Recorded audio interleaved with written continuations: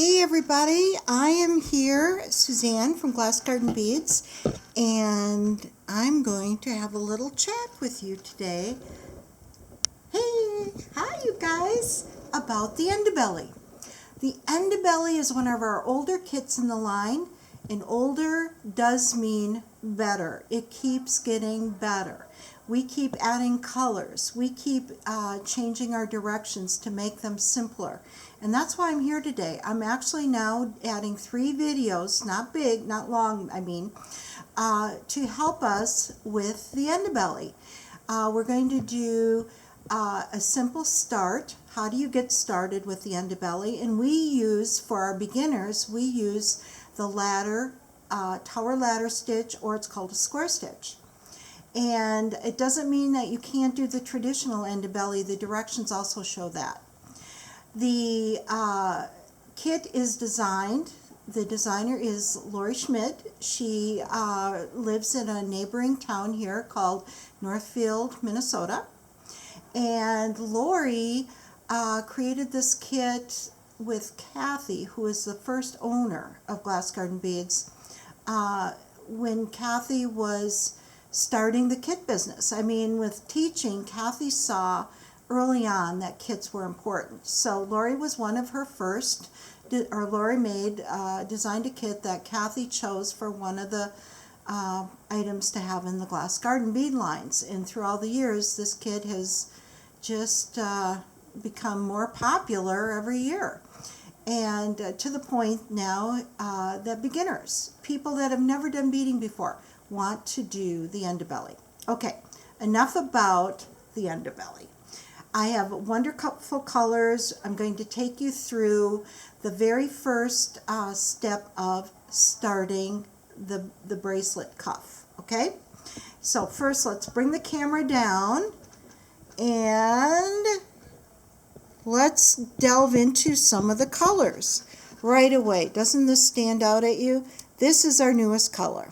This is a scarlet color, one of the 2020-21 colors in the Pantone range. And it's got a coconut shell embossed, kind of antique-y embossed button. And it's a matte finished bead in this particular kit, done with just some fun accents that are a size 8 bead. Now, the kit videos that I'm showing you on the help videos are, the very first one, the one today, is going to show you how to start it, okay? And then the second video is going to show you how to do the buttonhole. And then the last video is going to show you how can we do these fill-in beads, okay? So, here's Merlot. Then we have our 2 kits that I used an interesting button on these, the horn button, and they're just lovely. You can just see how nice they move, okay? Then we have, this is called Vogue, kind of classy, black and white with a little cream bead in there. Then we have these 2, were kind of done the same year, last year actually, 2019. This is Gator Gray and Northern Lights. I almost forgot it. How could I forget it? Both popular kits. Okay? Then we have this is the beginner. This is what Kathy started with. This is Kathy's color. It's a wonderful neutral with kind of this little hint of, oh, what do we call that green? I want to say chartreuse, but it's not really. Oh, well, we'll come to it later. Okay, there's Kathy. Kind of an olivey green. I'll be sitting there fixating on this now all night. Here's Lighthouse, Beachy. This is a very good fall color. It's very dark brown. This is called Suede. Okay. And then for holiday or for vacationing, the Caribbean. Okay? Bright color. I think we might be doing a red one even though I've got the burgundy. I'm thinking about red for Christmas. Now, what's in a kit? Well, we have a clamshell. Here's our clamshell. All right, and we open it up, and we've got directions. We have got our color, we call this our color strip. Each color combination has its own color strip, so the glare doesn't get. This helps you with the layout of the beads. Then we have our mix to go with that combination, and our backer bead, which is an 11, and these are our 8s. All right.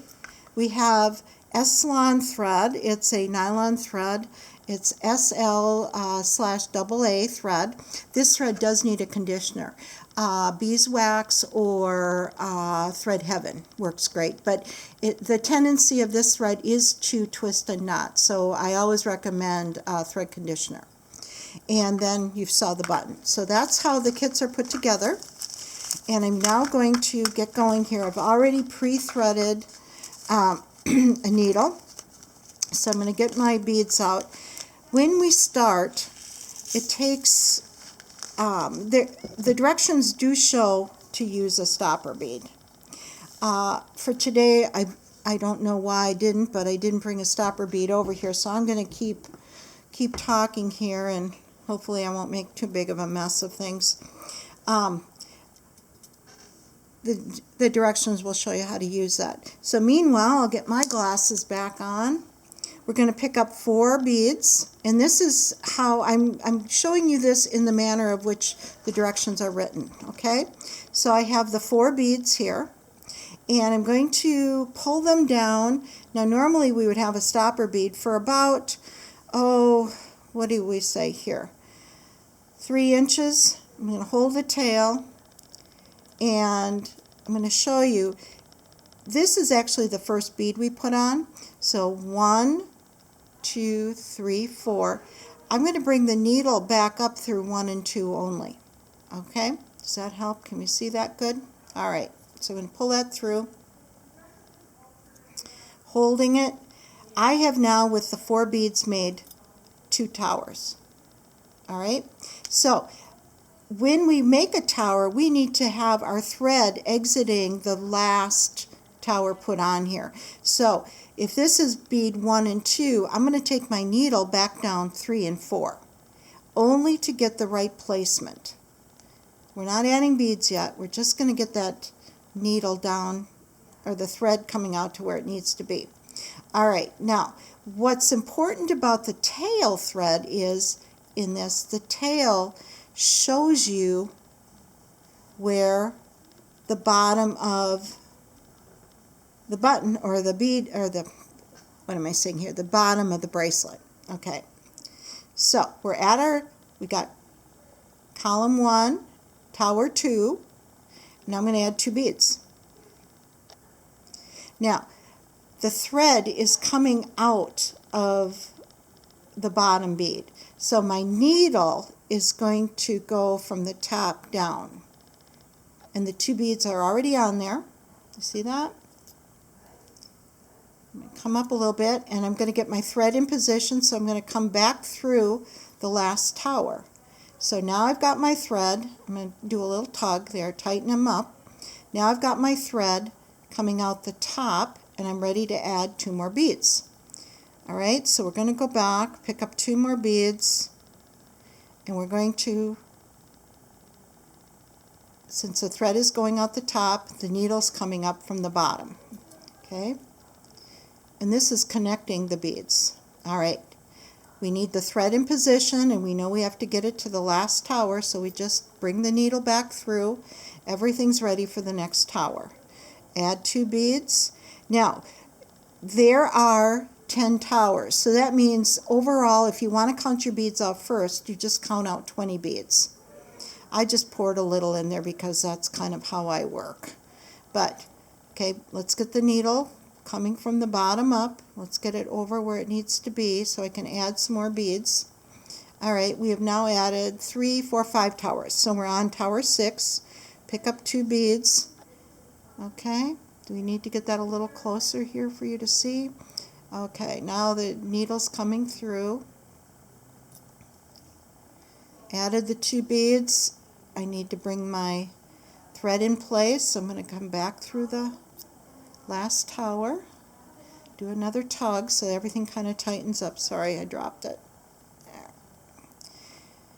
And we can, never hurts to keep pulling on everything. All right, so now I'm ready for 2 more beads.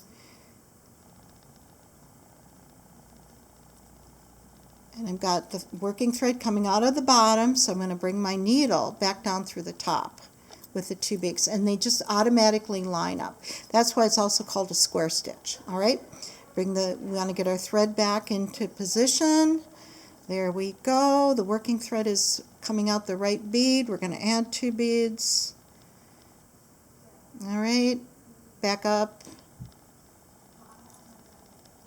completing the square. All right, we need to bring that thread so it exits the last tower. We're now at the bottom. All right, where are we here? Let's count. 1, 2, 3, 4, 5, 6, 7, 8. We got 2 more towers to make. We're going to make 9 right now. All right, thread's coming out the bottom, so the needle's going to enter the top and come back down. Go through both beads, not just one. Go through 2. In essence, what we're building here is 2 rows with one pass. Kind of neat. Okay, back up, getting working thread in the right place. So we're on 9. This will be 10. 1, 2, 3, 4, 5, 6. Whoops. Count 1, 2, 3, 4, 5, 6, 7, 8, 9. I'm correct. All right. Last one. Here's 10. Thread's coming out the top, so the needle's going to enter the bottom of that tower, finishing out. Like before, we've got to bring the thread to the very last tower, and we're done adding beads. We're going to pull it tight. We now have our tower, and we're going to, in order to start the Ndebele, we need our working thread coming right out of that top bead. So to do that, we're not going to go back up the tower, it will just unthread itself. So we're going to go to the outside of the tower, and we're going to go up that top bead. Okay? We're going to exit it. And that's where we want our thread to exit. Yes, your thread will show. That's fine. That's going to be how it is through the whole bracelet. All right. Now we're up here. An Ndebele stitch is up a bead, add 2 beads, down a bead. So we're now coming up a bead, add 2 beads, okay? And we're going to go down 1 bead, not down 2 beads, down 1 bead. And the bead is right next to it. So we've got thread coming out of our first tower. We've added our 2 beads, and we're now going down the bead next to it. Pull, tap your beads so they line up, and that's your very first little mound of an Ndebele. Now we're going to go up the next bead for our next mound of Ndebele or herringbone. Beads coming up, get our thread where we need it, up a bead, add 2 beads. That's our litany. Up a bead, add 2 beads, down a bead. And down a bead, it means the bead right next to it. Okay?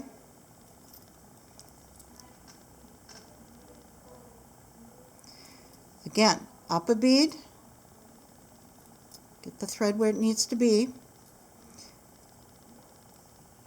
Okay, add 2 beads. Okay, get that. And so we got our thread coming out of this tower. We've added our 2 beads. Now we're going to go down a bead. See that? So we're making these little mounds. Okay, see that? So we've actually made 3 groups, 3 little mounds. Now we're going to add the 4th one. Since we have 10 towers, we're going to have 5 mounds. Makes sense? All right, up a bead, add 2 beads. Okay, and then we're going to go down the next bead. There you go. Up a bead, add 2 beads, down a bead. Okay, when we come down a bead, you see we're not coming out the bottom, we're coming down just that 1 row. Alright, get that tapped into place. How many rows do we have? We now have 1, 2, 3 rows. We're getting ready to do our 4th row, so we turn. You can see the tail, here's the bottom, and we need our needle or our thread to come out the top bead of that row or that column. Here's the column. So we're going to put our needle up there, and we're going to start again. Up a bead, add 2 beads, down a bead. And you're going to do that now for the next, I'm going to look at the directions. It looks like the next 7 rows before you need to do your buttonhole. Alright, that's it for this. You've done your tower ladder. We've done 1 row of Ndebele mounds. Up a bead, add 2 beads, down a bead. Next one would be up a bead. Well, let's do it. Up a bead, add 2 beads, down a bead. That's your repetition. Okay? And whoops, good thing I ended. I just pulled the needle off the thread. So you're going to do that for 1, 2, 3, 4, 7 completed rows, and then we're going to go into the button hole. So this is where we are, gang, on this video. And there's my working thread. Here we go. Here's my tail. And then we're going to go up 7 rows before we start the side. Alright? See you next week. Or actually see you in the next video.